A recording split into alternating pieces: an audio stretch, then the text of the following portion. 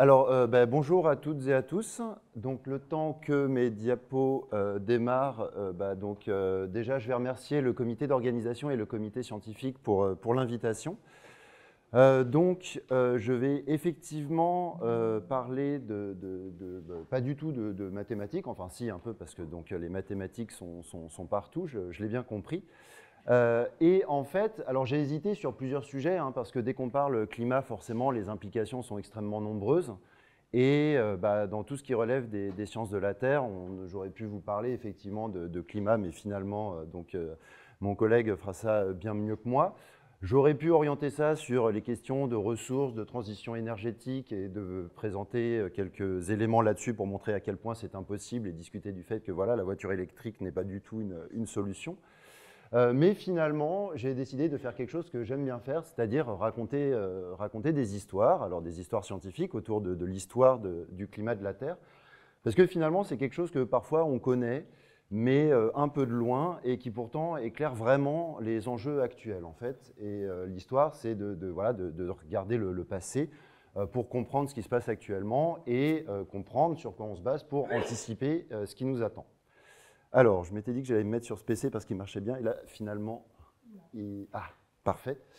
Voilà. Et donc, pour parler de questions de conflits liés au climat, je profite encore de ce temps d'attente pour raconter un peu une histoire personnelle. En fait, donc moi, j'ai fait ma thèse entre 2006 et 2009 dans un laboratoire parisien qui s'appelle l'IPGP, l'Institut de physique du globe, dans une équipe qui avait été fondée par une personne qui est décédée récemment, qui s'appelle Claude Allègre, et au moment où Vincent Courtillot était directeur de l'Institut de physique du globe de Paris. Donc j'avais un pied à l'IPGP, j'avais un autre pied dans un laboratoire presque parisien, qui est relativement connu également, qui s'appelle le Laboratoire des sciences du climat et de l'environnement, dans laquelle œuvrent des personnes comme Valérie Masson-Delmotte, dans laquelle il y avait des gens comme Édouard Barre, Gilles Delègue, etc. Et donc, en fait, moi, mes premières conférences sur le climat, c'était Vincent Courtillot, qui n'y connaît pas grand-chose, mais qui nous expliquait que, regardez, le réchauffement des températures fait une pause. De toute façon, moi, je suis géophysicien, je sais interpréter les signaux. En fait, tout ça, c'est le soleil, voilà. Alors bon, il a fait beaucoup de mal, Courtillot, avec Allègre, et de manière pas forcément très, très scientifique. Et moi, ça m'a néanmoins permis, à l'époque, j'avais mon frère qui était en thèse lui-même au LSCE, et qui, du coup, m'aidait à décrypter et à comprendre toutes ces choses-là. Donc, finalement, il y a pas mal d'éléments que j'ai compris un peu sur le tas, puisque moi, à la base, je travaille sur le cycle du carbone, à l'époque où il y avait des dinosaures sur Terre, voire pas d'animaux et pas de continents. Donc, ces enjeux-là viennent assez indirectement pour moi, mais effectivement, il s'avère que ça fait partie des sujets où les esprits peuvent rapidement s'échauffer et générer parfois des débats, des fois un petit peu absurdes. Donc, maintenant que ça fonctionne, je vais passer à ce sujet que je vais vous présenter aujourd'hui, donc climat et paléoclimat, et donc une histoire qui finalement concerne l'histoire de la Terre. Alors, on dit souvent la Terre, la planète, etc. En réalité, ce n'est pas vraiment ça dont on parle. Je ne vais pas vous parler de noyau, je ne vais pas vous parler de manteau. En fait, je vais vous parler d'une partie complètement insignifiante de la planète, qui est sa surface. Puisque, en fait, on ne vit pas sur une boule, on vit sur quelque chose qu'on perçoit comme à peu près plat. Et c'est une pellicule. Alors, il y a plusieurs géochimistes et écologistes, etc., qui se mettent ensemble avec des sociologues, des géographes, etc., pour parler de zone critique, qui est tout simplement l'environnement, l'espace que nous, on voit, l'espace qu'on perçoit, et donc qui englobe le sol, le couvert végétal, les rivières, vraiment la base de l'atmosphère, qui est l'endroit dans lequel on vit, l'endroit dans lequel on retire nos moyens de survie, et l'endroit qu'on perturbe de manière absolument drastique et radicale. Et donc cette zone critique, cette couche, qui est à l'intersection entre la géologie, la biologie, l'hydrologie, les cycles, etc., c'est le résultat d'une très longue histoire, puisque ça fait plus de 4 milliards d'années qu'elle existe, qu'elle se développe, qu'elle se met en place. Et de fait, depuis environ 150 ans, voire peut-être un peu plus, il y a une espèce en particulier qui est venue drastiquement bouleverser ses équilibres et son fonctionnement naturel. C'est nous, pour ceux qui n'avaient pas compris. Et en fait, ce qui se passe, et c'est là aussi une des difficultés, et c'est peut-être finalement chez les géologues, les géochimistes, notre nécessité d'abstraction, en fait, c'est faire abstraction du temps, puisque quand on regarde un point donné, c'est toujours un mélange de plein d'échelles de temps en même temps. C'est-à-dire que quand on regarde ce qui se passe aujourd'hui, voilà, alors on connaît tous hein, la courbe de la hausse du CO2. Alors là, bon, celle-là, elle date un petit peu, vous voyez, on s'arrête à 370. Bon, moi, personnellement, quand je suis né, c'était autour de 335. Aujourd'hui, on a atteint les 420. Et donc, cette hausse de teneur en CO2, elle se base dans un système où on a depuis, alors ici, 650 000 ans, en réalité 2 ou 3 millions d'années, des alternances entre des teneurs basses et plus élevées de CO2, ce qu'on appelle les cycles glaciaires interglaciaires, qui elles-mêmes se situent dans des évolutions à long terme de l'ordre de la centaine de millions d'années, qui elles-mêmes se situent dans l'évolution de l'atmosphère depuis plus de 4 milliards d'années, et donc la création de la Terre et l'atmosphère primitive. Et en fait, la difficulté du cycle du carbone et des questions liées au climat, c'est que toutes ces échelles jouent en même temps, évidemment pas avec la même intensité. Et ce qui se passe, c'est que nous, les humains, on est en train de jouer sur des échelles de temps de l'année, mais en travaillant sur des processus qui, normalement, se déroulent plutôt sur des échelles de temps du million d'années, voire plus. Alors, essayez de regarder ce passé et de comprendre l'évolution du climat ancien. Alors, c'est des travaux qui se déroulent depuis environ au moins 150 ans, avec des approches de plus en plus quantitatives pour essayer de détailler tout ça. Et donc là, vous avez une figure du rapport du GIEC, que je vais utiliser de manière récurrente dans la présentation, et qui présente donc l'évolution du climat dans le passé, avec ici des millions, enfin dizaines, millions d'années, centaines de milliers d'années et le cycle de l'année, avec au tout début ici 60 millions d'années, donc un tout petit peu après la disparition des dinosaures qui se sont éteints il y a 66 millions d'années, et voilà, donc un refroidissement hein, de la surface de la Terre avec une baisse de CO2. Ensuite, petit à petit, l'apparition des hominidés qui commencent à nous ressembler il y a environ 5 à 7 millions d'années, puis les périodes glaciaires, interglaciaires avec les humains modernes, et enfin le début de l'ère industrielle qu'on marque en général autour de 1850. Donc à gauche, ce sont des données. Alors forcément, vous vous doutez bien qu'il n'y a personne qui a été mettre un thermomètre dans l'atmosphère pour mesurer la température il y a 60 millions d'années. Donc comment on sait ça et qu'est-ce que ça nous apporte de savoir ça? Ça fait partie des choses que je vais essayer de décrire un peu rapidement. Et ensuite, à droite, forcément, ce sont des modèles, des scénarios, des anticipations, et là, qui sont basés sur des calculs numériques basés sur des modèles du climat. Et un des intérêts de regarder le passé, c'est qu'on peut utiliser les mêmes modèles, alors dans des configurations continentales différentes, mais sur des données qu'on connaît. Et donc, ça permet de s'assurer qu'il n'y a pas des choses qu'on a ratées dans les modèles, des aspects de rétroaction qu'on contrôle mal, des problèmes liés notamment à la circulation de l'océan, etc. Et donc, ce genre de choses, c'est vraiment toute cette partie histoire du climat qui, moi, m'intéresse et dont je vais essayer de parler aujourd'hui. Alors, il est possible qu'il y ait des choses que j'aborde qui soient soit déjà connues par certaines personnes, soit pas du tout connues par d'autres personnes. Alors, si à un moment je deviens jargonesque ou que j'oublie de détailler un truc, surtout, vous n'hésitez pas à m'interrompre, hein, parce que, voilà, en général, oui.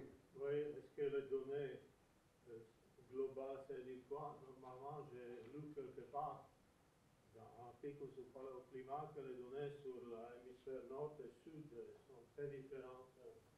Et donc, vous pouvez confirmer que vous avez deux graphiques indépendants pour nord et sud? Alors, il y a... alors, je ne sais pas exactement ce que disait l'article. Il y a nécessairement des différences de répartition entre les deux hémisphères, surtout sur les époques récentes. Après, là, ici, c'est une estimation de la température globale moyenne. Donc là, j'ai un seul graphique, qui est celui qui est représenté. Après, sur les époques glaciaires, interglaciaires, où on a beaucoup plus de résolution, il peut y avoir des différences, mais c'est parce qu'il y a un côté où il y a plus de continents et l'autre plus d'océans, donc forcément, ça ne va pas être les mêmes répartitions. C'est pas grave, je ne vais pas vous ouais. Mais bon, là j'ai un seul graphique qui est une estimation de la température moyenne. Alors, il y a des choses dont on peut discuter sur pourquoi cette manière de représenter, mais voilà.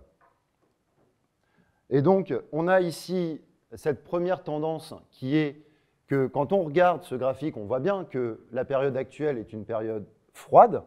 D'ailleurs, vous avez remarqué, alors peut-être pas pour encore très longtemps, mais il y a de la glace au pôle. Hein. Ce n'est pas quelque chose de très courant dans l'histoire de la Terre.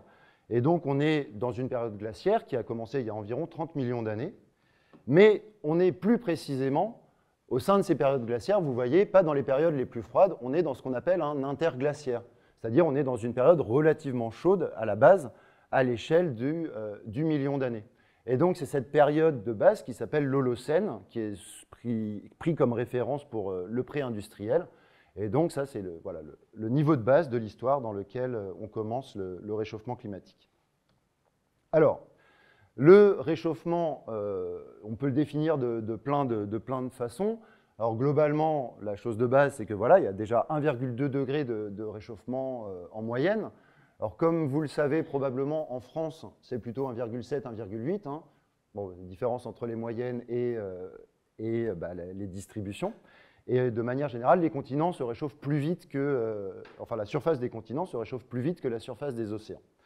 Et moi, dans ceux que je vais vous présenter, il y a tous les aspects liés au cycle du carbone, qui justement est central dans ces imbrications d'échelle, et la façon dont on arrive à comprendre son fonctionnement, et en fait, pourquoi finalement, on peut dire que les humains bouleversent le cycle du carbone. Alors, la première question, qui est le rôle joué par le CO2 dans le contrôle du climat, bon, ça, c'est des éléments que vous connaissez, mais je vais quand même remettre quelques aspects de base sur le climat, en définissant d'abord le bilan énergétique de la Terre en zéro dimension, quelque part, et donc tout simplement en remettant la Terre dans son statut de planète, donc un corps qui tourne autour du Soleil dans le système solaire. Donc il y a quelques autres planètes, chacune de ces planètes a un bilan radiatif, et celui-ci, il est défini à la base par la quantité d'énergie qui arrive à la surface de cette planète, et la quantité qui nous arrive sur Terre, elle vient du Soleil.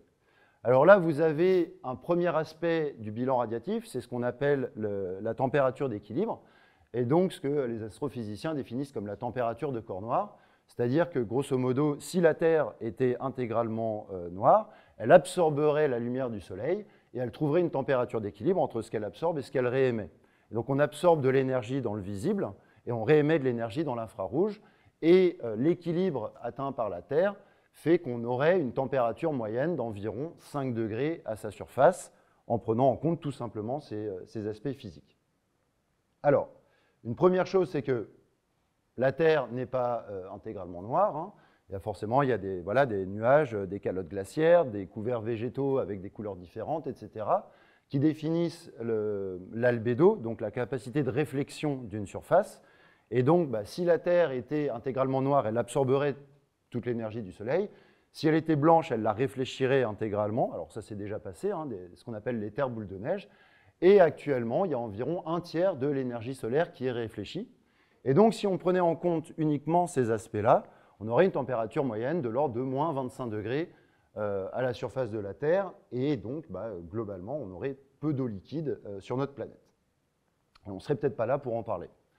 Et donc, le dernier point dans ce bilan énergétique de base, c'est l'effet de serre. Alors moi, je ne vais pas rentrer dans les détails du fonctionnement de l'effet de serre, mais pour résumer grossièrement, c'est le fait que certains gaz dans l'atmosphère qui laissent passer les rayons solaires qui arrivent dans l'ultraviolet réagissent à l'infrarouge qui est réémis par la surface de la Terre.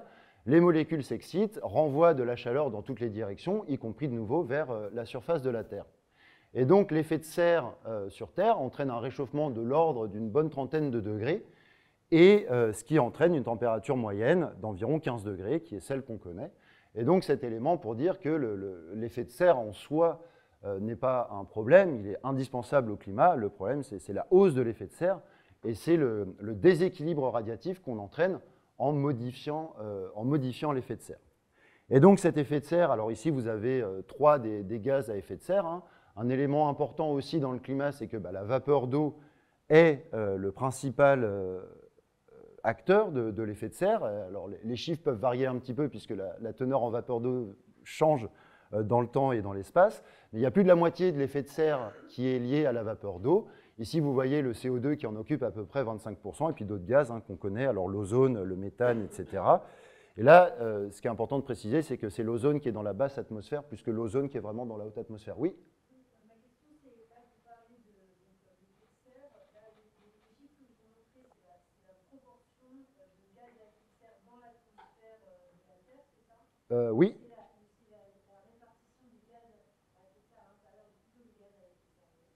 Alors là, c'est la répartition de, comment dire, c'est c'est pas la composition de l'atmosphère, c'est la contribution à l'effet de serre. C'est-à-dire que ça ne veut pas dire qu'il y a 60% de vapeur d'eau et 26% de CO2. Il n'y a pas 26% de CO2 puisque le CO2 c'est inférieur à 1%, c'est 420 ppm. Mais si on multiplie la concentration du gaz par son pouvoir radiatif, ça donne sa contribution à l'effet de serre. L'effet de serre, il est mesuré avec un modèle qui permet de faire les calculs que vous avez présentés dans le slide précédent. Alors, là, dans le slide précédent, c'est vraiment des calculs de bilan d'énergie. En fait, on calcule l'énergie qui arrive et l'énergie qui repart. Et celui sur l'effet de serre, vous avez aussi, pour analyser les différentes rétroactions, il y a un modèle. Alors là, ce sera plutôt présenté dans la présentation suivante. Et là, c'est vraiment effectivement des questions qui sont au cœur du climat et qui vont beaucoup plus loin, parce que là, c'est ce qu'on appelle un bilan 0D. Donc c'est en fait en considérant quelque part la Terre comme un point. Mais en fait, en réalité, bon, déjà d'une part, l'atmosphère a des couches dans lesquelles la composition des gaz varie. Là, c'est des valeurs moyennes de gaz. Et donc, c'est vraiment cette transmission d'énergie entre les couches de l'atmosphère, la surface de la Terre. Ensuite, l'évaporation de l'eau a aussi un effet sur le climat, etc. Et donc ça, c'est des choses qui sont bien connues, pas par moi, mais qui seront détaillées beaucoup plus, en tout cas, dans la présentation suivante.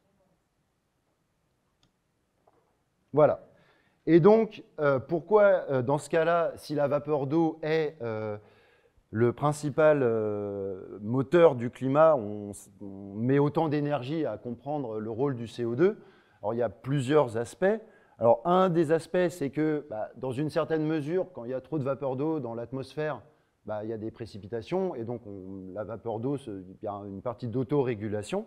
Alors que le CO2, avant qu'on arrive à concentrer du CO2 ou du méthane dans l'atmosphère et qu'il en pleuve, comme ça peut arriver sur d'autres planètes, on a amplement le temps de tous et toutes mourir d'ici là. Et donc, on parle de CO2, de méthane. Alors, il aura raté à personne, même si peut-être les cours de chimie peuvent être un petit peu loin, que ce sont des molécules qui contiennent du carbone. Et c'est pour ça que s'intéresser au climat, c'est de fait s'intéresser aussi au cycle du carbone. Et donc là, je vais essayer de vous présenter quelques éléments du rôle de l'océan, de la biomasse, etc. dans le contrôle du climat. Alors, le carbone, c'est un élément chimique qui est extrêmement important pour la vie. On contient pas mal de carbone. Toute la matière organique est constituée à la base de carbone avec d'autres éléments, de l'hydrogène, de l'oxygène, etc. Et donc, le carbone organique ou la matière organique, c'est toutes ces molécules qui constituent les êtres vivants. C'est pour ça qu'on appelle ça comme ça, mais ça constitue aussi de la matière morte. Par exemple, dans le sol, vous avez du carbone organique, dans les sédiments, vous en avez, les hydrocarbures sont du carbone organique, etc., etc. Donc vous avez les lipides, les glucides, les aminoacides, ce genre de choses, donc tout ce qui relève de la chimie organique. Il y a également le carbone qu'on va trouver dans les roches. Alors là, c'est le calcaire, c'est la craie, c'est la dolomite.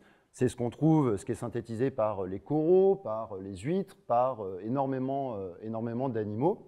Et donc là, vous avez ici un petit coccolithophoridé, donc qui est une algue unicellulaire, dont l'accumulation constitue par exemple les falaises d'Étretat. Et là, vous avez des alternances de roches qui contiennent plus ou moins de carbone. Mais bon, forcément, si vous avez marché dans les calanques, vous avez marché sur du carbone, puisque c'est beaucoup de roches calcaires.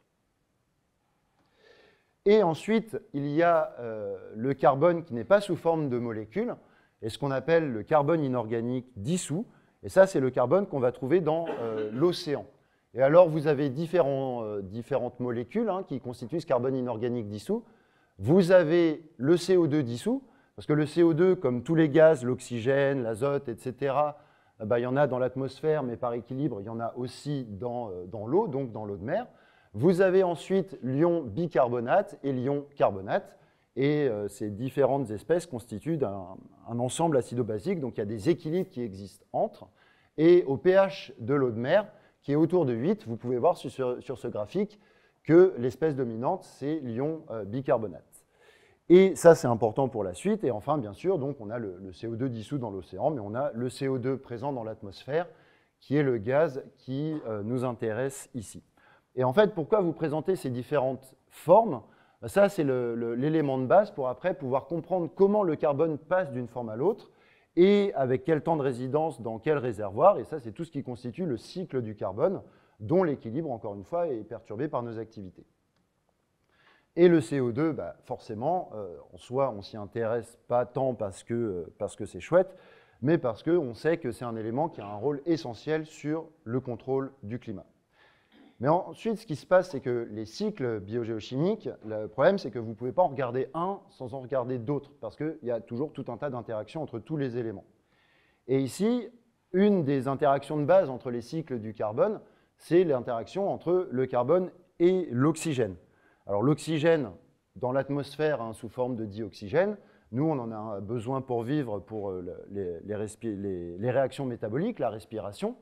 Et à peu près toutes les formes de vie qu'on peut voir à la surface de la Terre ont besoin de l'oxygène, même s'il n'a pas toujours été présent dans l'atmosphère et que la vie se débrouille très bien sans oxygène.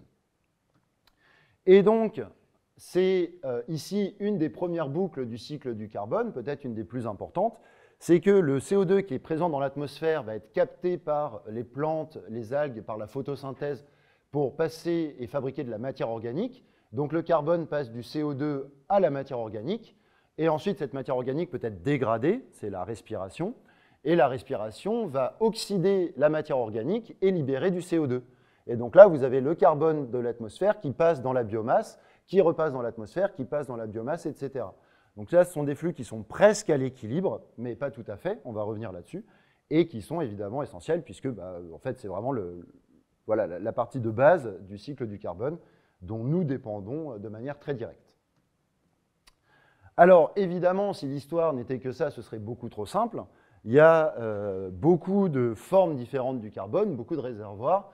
Et donc là, je vous mets de manière très schématisée différentes boîtes. Vous avez l'atmosphère, l'océan de surface, l'océan profond, la biomasse continentale, les sols et la biomasse océanique. Et donc, comment est-ce que le carbone circule là-dedans? Vous avez déjà les échelles de temps très courtes, l'échelle de la journée, de la semaine, les échanges entre l'atmosphère et la biomasse continentale. Et là, c'est ce que je viens de vous dire, c'est la photosynthèse, la respiration, les arbres, nous, tous les animaux qui se nourrissent, etc. Vous avez la même chose dans l'océan, avec le CO2 dissous dans l'océan, qui est utilisé par les algues pour la photosynthèse, mais dans l'océan. Et donc, le carbone passe de la forme CO2 à la forme carbone organique. Vous avez ensuite des échanges permanents entre l'atmosphère et l'océan de surface. Et donc le CO2 qui est dans l'atmosphère va échanger avec le CO2 dissous qui est dans l'océan. Et comme l'océan a beaucoup d'autres éléments chimiques, il a une propriété qui s'appelle l'alcalinité, ça fait qu'en fait le CO2 ne reste pas sous forme de CO2, il est forcé à évoluer sous forme d'ion bicarbonate. C'est les équilibres acido-basiques dans l'océan. Et donc ça fait que l'océan a un pouvoir tampon par rapport au CO2, il peut en accumuler de très grandes quantités.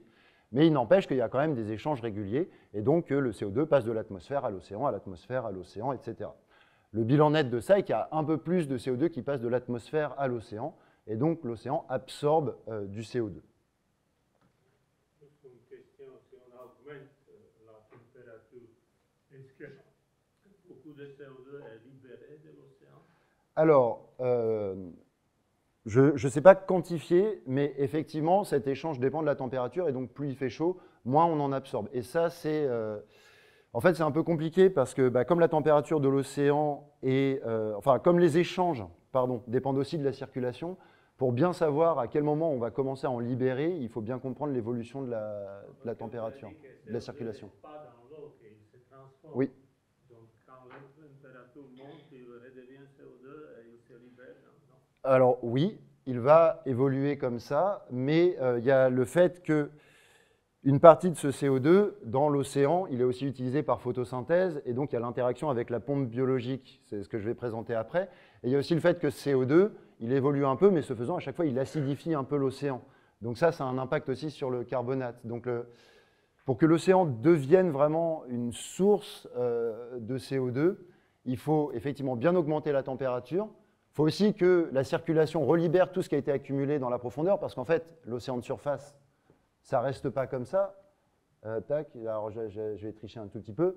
Il y a la circulation. Donc en fait, l'océan capte du carbone en surface et l'envoie en profondeur.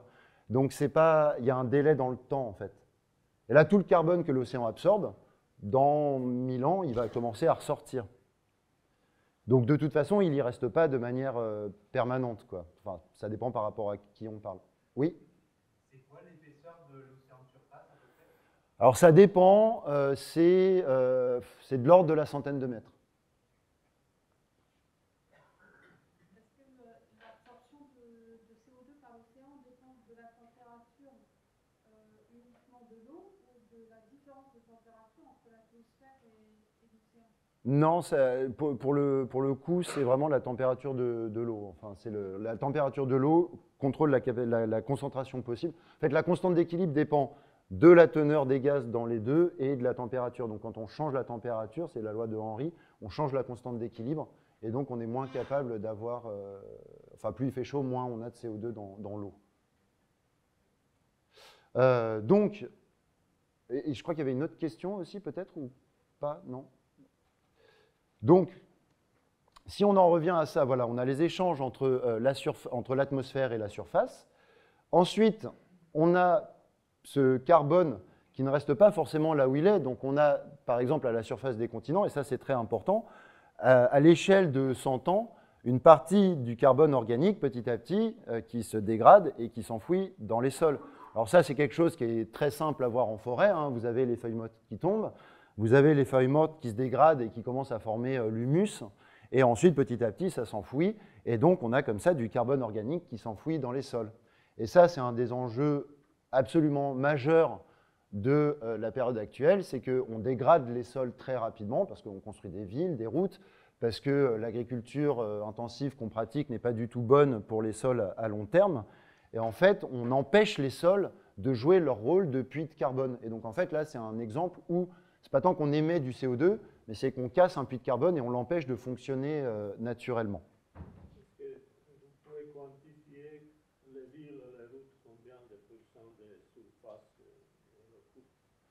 Alors, si je le faisais, je pense que je pourrais. Là, comme ça, j'ai pas le chiffre en tête. Il me semble que pas beaucoup. Bah, mais oui, mais ça dépend où. Regardez l'Île-de-France. On a, entre tous les plateaux de Saclay, qu'on urbanisme, les villes, etc., dans des zones très fertiles.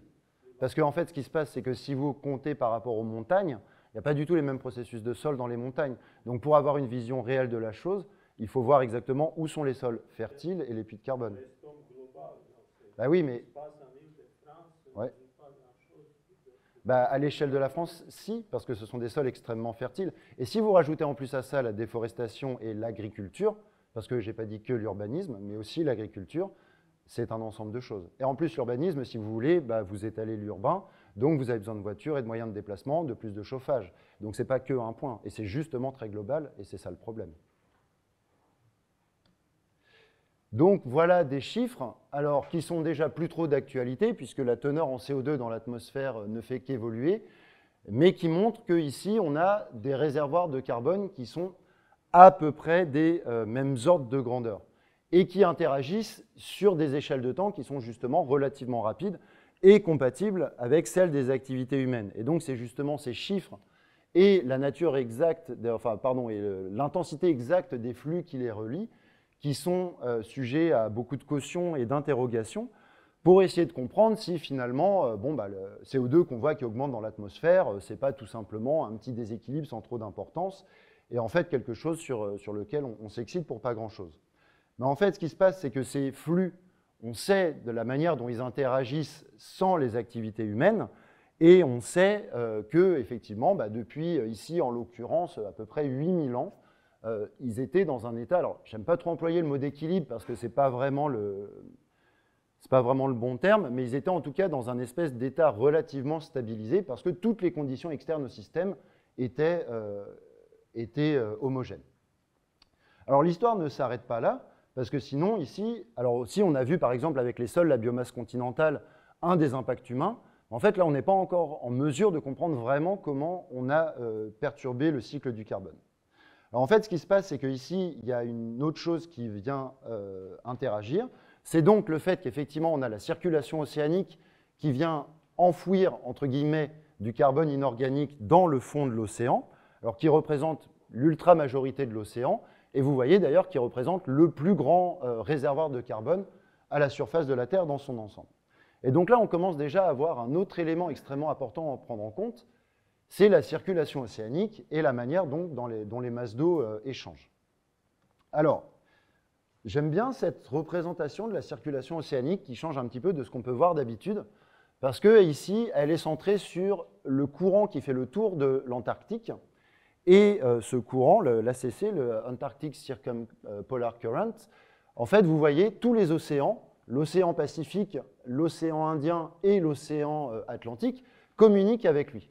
Et donc ici, vous avez un courant qui fait le tour de l'Antarctique, qui sont des eaux très froides, et qui en plus se densifient et plongent en profondeur. Et donc justement, on parlait du rôle de la température sur l'absorption de CO2. Ben, ici, on a des eaux froides donc, qui sont capables de capter du CO2 en surface, et en plus, elles plongent, et donc ce CO2, elles l'envoient en profondeur. Et donc, l'océan Antarctique est vraiment un lieu extrêmement important pour les échanges océan-atmosphère, et notamment pour l'absorption de CO2. Mais après, ce que vous voyez, c'est qu'en profondeur, hein, ces courants sont redistribués dans l'ensemble des océans et finissent par remonter en surface. Et donc, sur des échelles de temps du millier d'années, ce carbone qui est absorbé et stocké par l'océan va être amené à pouvoir de nouveau rééchanger avec la surface. Donc, c'est du semi-permanent. Tout dépend de l'échelle de temps qui nous intéresse. Mais cette vision montre un petit peu la complexité des échanges et les interactions entre les différents océans. Alors, ce qui se passe, c'est que dans l'océan, il n'y a pas que du carbone inorganique dissous. Il y a plein d'autres formes de carbone. Alors là, c'est le fameux quatuor, le Pickpock-Dick-Dock. Oui. Parce que tu parles d'échanges à l'échelle de milliers d'années, mais j'avais notion qu'en termes de fluide, pour faire la boucle Antarctique-Comté, c'est pas du tout des milliers d'années le temps de circulation. Bah, c'est à peu près l'ordre de grand. En tout cas, c'est l'ordre de. Pardon.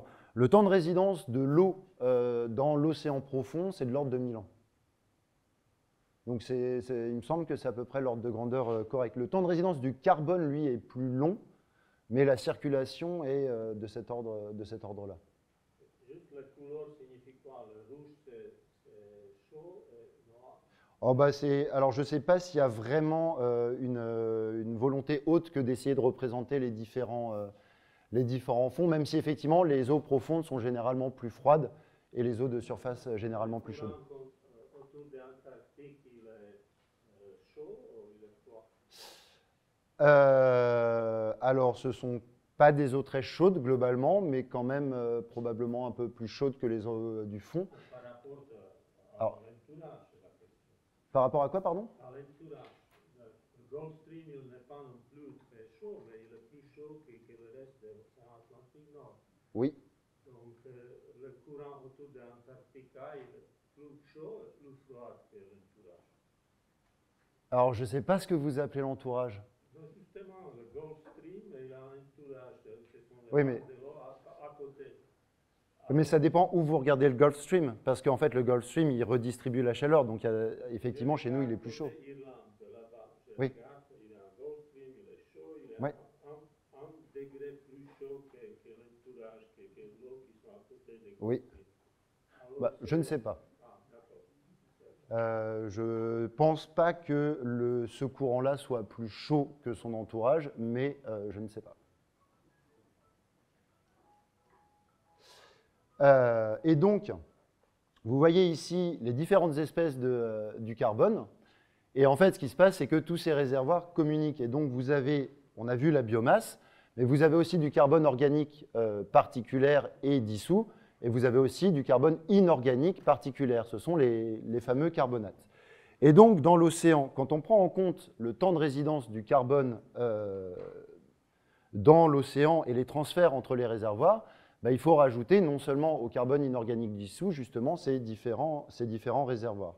Et donc ça, c'est quelque chose qui est assez important parce que finalement, en plus de la biomasse, vous avez le carbone inorganique dissous qui est aussi un réservoir qui finalement représente une quantité de carbone à peu près équivalente à celle de l'atmosphère. Et c'est là d'ailleurs où avec ces réservoirs, vous allez rajouter la dernière échelle, puisque là, vous voyez ici, vous avez donc des organismes qui prennent du carbone, qui fabriquent des coquilles calcaires, et ça peut avoir des conséquences importantes. Là, vous avez justement une efflorescence de coccolithophoridés. Et comme vous voyez, c'est des choses qu'on peut voir depuis l'espace. Donc c'est quand même des processus qui ont une importance planétaire. Et en fait, ce qui se passe, c'est que ces particules, elles vont descendre vers le fond de l'océan. Et là, alors, ce n'est pas totalement indépendant des courants, mais c'est quand même plutôt la gravité qui va entraîner leur passage de l'océan de surface vers l'océan profond. Et là, vous avez deux pompes à carbone. Vous avez la pompe à carbone organique. Et donc, vous voyez, on a les échanges entre l'atmosphère, la biomasse et la matière organique, avec la photosynthèse et la respiration. Mais de la même manière que dans les sols, vous avez un petit déséquilibre puisqu'on accumule du carbone, dans l'océan, c'est la même chose. Vous avez une partie de la matière organique produite, le phytoplancton, qui va être consommée par le zooplancton, qui va être consommée par des plus gros organismes, etc. Mais il y a quand même une petite partie qui va atteindre les sédiments et on va avoir du carbone comme ça qui va venir se retrouver enfoui dans les sédiments. Et c'est pareil avec le calcaire des organismes qui va petit à petit être enfoui dans les sédiments au fond de l'océan. Et donc là, on forme des sédiments, on forme des roches. Et alors là, c'est quelque chose qui est plusieurs ordres de grandeur au-dessus de la quantité de carbone qu'on trouve dans l'océan. Et c'est donc le fond des océans qui petit à petit devient les sédiments qu'on retrouve après dans les chaînes de montagnes. Et donc là, vous avez une dernière interaction à l'échelle de la centaine de milliers, voire le million d'années dans le cycle du carbone. C'est ce qu'on appelle l'altération continentale. C'est-à-dire que le CO2 qui est présent dans l'atmosphère, ça fait qu'il échange avec l'océan, mais aussi avec les eaux de rivière. Et donc, on a des eaux de rivière qui contiennent du CO2, qui est un acide, et qui va venir attaquer les roches à la surface des continents. Et en attaquant les roches à la surface des continents, ça va libérer, par exemple, du calcium. Le CO2 va être tamponné et on va se retrouver plutôt avec du carbonate ou du bicarbonate. Et c'est ça dans l'océan qui va permettre de capter ces éléments, de fabriquer du calcaire dont une partie va se retrouver dans les sédiments. Ensuite, la biomasse océanique ou même la biomasse continentale qui peut être transportée par les rivières ou se retrouver dans des lacs, elle va aussi sédimenter et elle va aussi se retrouver dans les océans. Et petit à petit, elle va évoluer, elle va maturer et c'est cette matière organique qui s'accumule dans les océans qui va finir par former les hydrocarbures. Donc en fait, les hydrocarbures sont d'énormes quantités de carbone, mais qui prennent des millions, voire des dizaines de millions d'années à se former. Et c'est là, en fait, en regardant ce genre de graphique, qu'on voit que finalement, quand on va taper dans le réservoir des hydrocarbures, on vient taper dans un réservoir de carbone qui ne fonctionne pas du tout sur les échelles de temps du siècle, mais sur des échelles de temps beaucoup plus longues.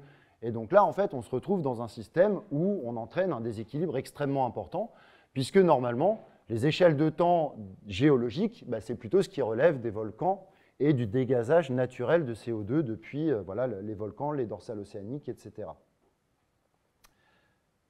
Et ça entraîne un effet majeur qui est que le système naturel n'est pas capable d'absorber les émissions humaines. Et donc, c'est ce genre de graphique qui présente assez bien les choses. On a des sources de CO2 qui sont relativement bien connues, les activités industrielles, économiques, donc ça, c'est toutes les sociétés thermo-industrielles, et évidemment, tout ce qui relève de la déforestation et de l'urbanisation des terres. Et donc, déforestation et urbanisation combinées représentent 13% de nos émissions, donc c'est quand même loin d'être négligeable. Et l'ensemble de ça est absorbé en partie par la végétation, donc la photosynthèse qui augmente. Le CO2 a tendance à stimuler la photosynthèse, et donc une partie est absorbée, et les océans qui en absorbent environ 22%. Et le reste n'est pas absorbé par le système, donc il s'accumule dans l'atmosphère, et entraîne le déséquilibre radiatif qui est toute la cause de l'augmentation de l'effet de serre. Ces chiffres-là, c'est empirique, mesuré, modélisé. Quel est le statut de ces chiffres? Alors, le dégazage par les volcans sont des estimations basées sur des mesures ponctuelles et extrapolées, et combiné à d'autres mesures de type des gaz rares ou des choses comme ça pour essayer d'estimer les flux. Donc là, pour les flux moyens de dégazage par les volcans dorsales, etc., les estimations varient d'un ordre de grandeur entre à peu près 0,1 et 1 gigatonne de CO2 par an. Pour les apports anthropiques, Je pense que là, effectivement, il y a c'est des bilans globaux et à mon avis, il y a un rôle de la modélisation là-dedans pour réussir à l'estimer correctement. Les estimations actuelles, autant sur les aspects volcans géologiques, je sais à peu près, autant sur les apports anthropiques, ça, je sais moins, mais je pense qu'il y a pas mal d'extrapolation, de calcul et de modélisation. Mais Excusez-moi, les apports anthropiques, c'est ce qu'on veut. Alors, oui, mais pas que, parce que c'est aussi ce qu'on empêche d'arriver. Enfin, c'est aussi les enfouissements négatifs, quoi. Donc c'est pour ça qu'il y a des choses qui ne sont pas faciles à estimer. Et puis même les nouveaux puits qu'on crée, par exemple les forêts ou les choses comme ça, c'est très difficile de mesurer, de savoir exactement. En plus, il y a des endroits où alors on peut prendre les voitures, on peut faire des calculs, mais on ne peut pas mettre un CO2-mètre derrière chaque voiture. Et là, il y a le CO2, mais c'est pareil avec le méthane. Et le méthane, c'est encore pire parce que c'est bourré de flux diffus dans tous les sens. Et il y a des efforts énormes pour essayer d'estimer ça. Ma question vous est encore plus sur la destination, sur les absorptions. En fait, c'est quelque part paradoxal d'imaginer que l'absorption par les différents puits est proportionnelle aux émissions. Ah bah, c'est pas qu'elle est proportionnelle, c'est d'ailleurs le problème. C'est qu'en fait, l'océan, là, actuellement, absorbe 22%, mais va arriver un moment où ça va être 0%. Là, c'est la répartition. Il n'y a pas de loi de proportionnalité là-dedans.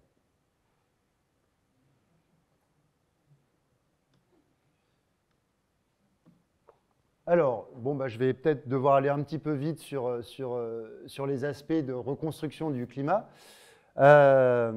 Donc là, vous avez ici Donc, ça, c'est pour l'état actuel et les perturbations anthropiques. Et donc, en fait, ce qui se passe, c'est que ces aspects de CO2, par contre, il y a des choses qu'on peut mesurer, notamment dans le passé, comme ici, la teneur en CO2, basée sur des reconstructions de carottes de glace. Donc, vous connaissez probablement le principe. Hein.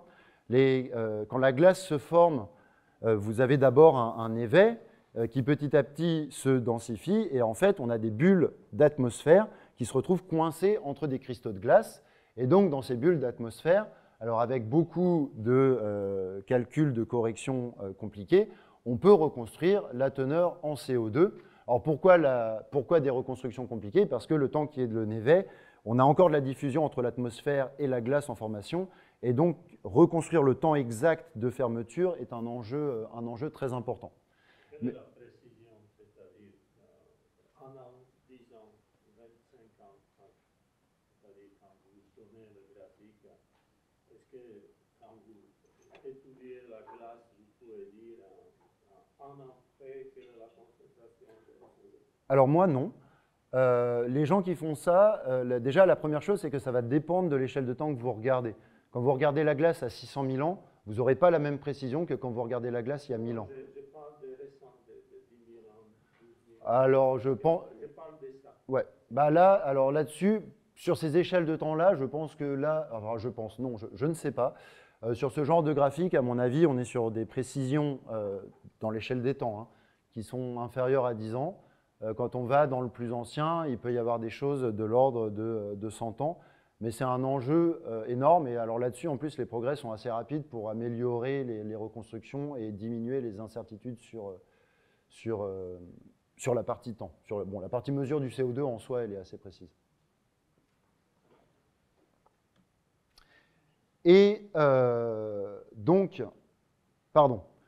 là, ce que je voulais vous montrer, c'est qu'on voit ici une relative stabilité des teneurs en CO2 sur 1000 ans.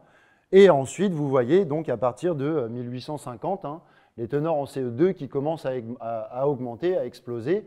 Et ensuite, vous avez les mesures directes qui sont faites aux mesures du pôle sud, qui viennent se mettre dans la continuité des mesures de reconstruction paléo-environnementale.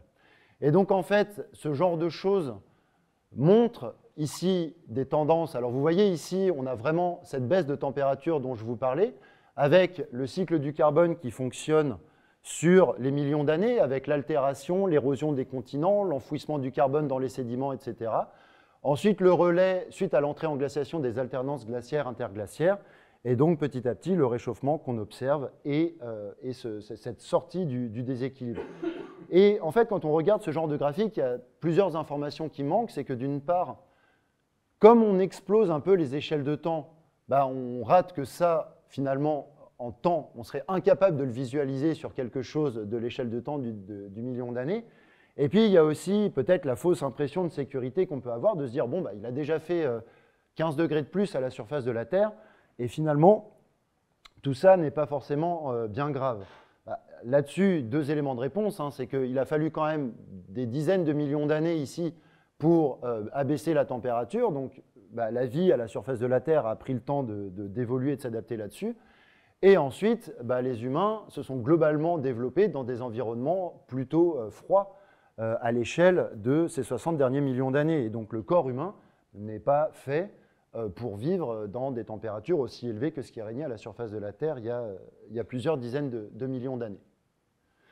Et donc, si on prend en compte les différents scénarios proposés par le GIEC, et là ça dépend de tout un tas de choses, on va voir qu'on est en train d'augmenter les températures, qu'en augmentant les températures, même si le système n'est pas linéaire et que les choses ne sont pas aussi simples que ça, mais vous voyez, hein, la glace au niveau du pôle sud est apparue il y a environ 30-35 millions d'années, et donc il faisait 5 degrés de plus à la surface de la Terre, et les teneurs en CO2 étaient de l'ordre de 500 ppm. Et donc en fait, on est vraiment en train de remonter le temps très rapidement, et finalement, les conséquences, alors à relativement court terme, hein, pour 300 ans, dépendent des choix qu'on fait, mais la réversibilité ou non des processus dépend aussi de l'intensité qu'on va mettre dedans et de la capacité ou non à inverser les tendances. Alors, j'étais censé parler 3/4 d'heure et comme on a un peu échangé en cours, du coup j'ai pris pas mal de retard, donc je ne sais pas si je m'arrête là ou si je continue. Ouais. Encore 5 minutes? Je prends...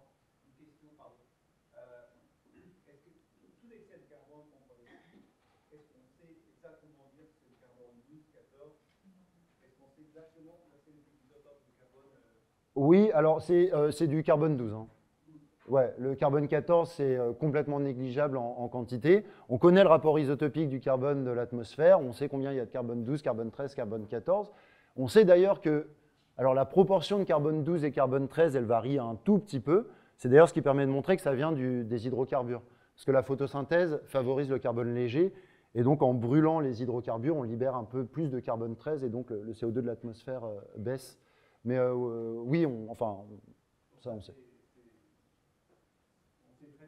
Bah, on connaît la composition isotopique de l'atmosphère actuelle, oui, ça, il n'y a pas de problème. Donc, voilà écrit ce que je viens de vous dire. Et alors, comment est-ce qu'on reconstruit le climat? Donc ça, alors c'est peut-être des choses que vous connaissez ou pas, mais voilà, comment on arrive à ce genre de courbe?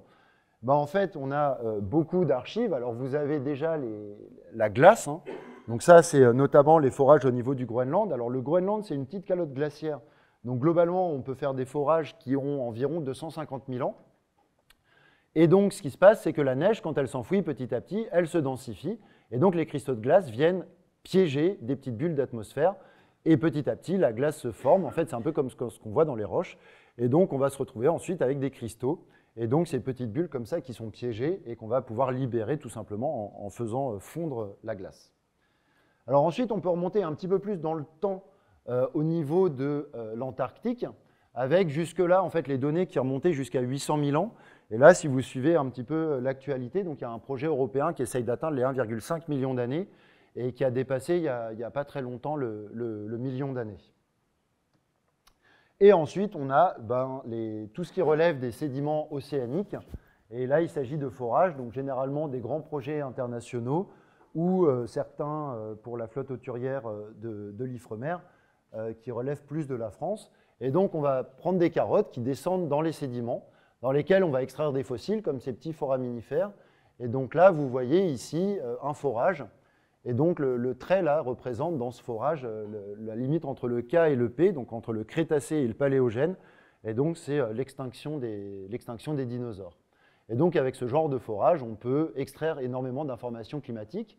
Et donc, si on combine ce qu'on a, donc ici, par exemple, vous avez sur 400 000 ans, les variations de CO2, de méthane et de température reconstruites à partir des carottes de glace. Et donc, ce qu'on voit ici, c'est une certaine périodicité dans le signal.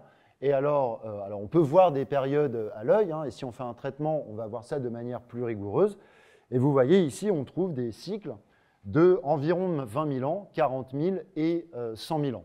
Et donc ça, ce sont ces périodes récentes où on a des alternances entre le froid et le chaud.